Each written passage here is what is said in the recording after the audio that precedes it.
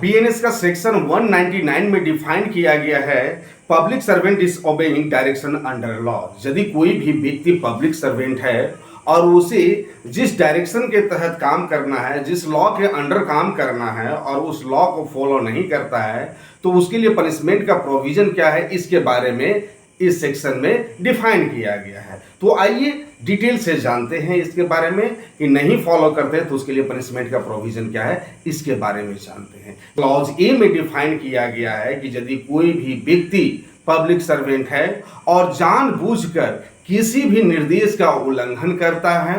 जो उसे किसी भी अपराध या किसी अन्य मामले की जांच का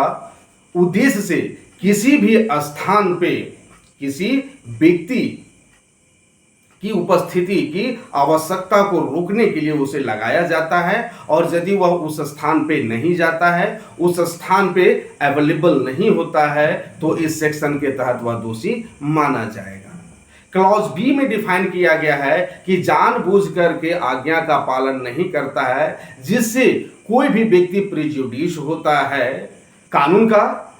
का या तो फिर किसी अन्य डायरेक्शन का, उसे इन्वेस्टिगेशन करना है, उसे जांच करना है और वह नहीं होता है, तो इस सेक्शन के तहत वह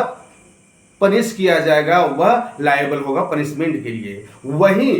क्लॉज सी में डिफाइन किया गया है कि यदि बीएनएस का सेक्शन 64, 65, 66, 67, 68, 70, 71, 74, 76, 77, 79, 124, 143 एंड 144 जो एक दंडनीय संज्ञेय अपराध है, इस संबंध में बीएनएसएस के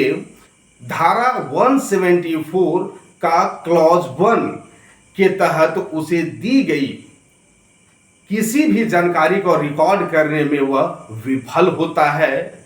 तो वह इस सेक्शन के तहत दोषी माना जाएगा, उसे दंडित किया जाएगा। अब पनिशमेंट का प्रोविजन क्या है, यदि इस तरह का कोई भी पब्लिक सर्वेंट यदि काम करता है, यदि आज्ञा का पालन नहीं करता है, जो भी रूल है उस रूल का पालन नहीं करता है, तो उसके लिए पनिशमेंट का प्रोविजन क्या है। जो मिनिमम कारावास होगा वह 6 महीने का होगा और उसे बढ़ा करके 2 वर्ष तक किया जा सकता है।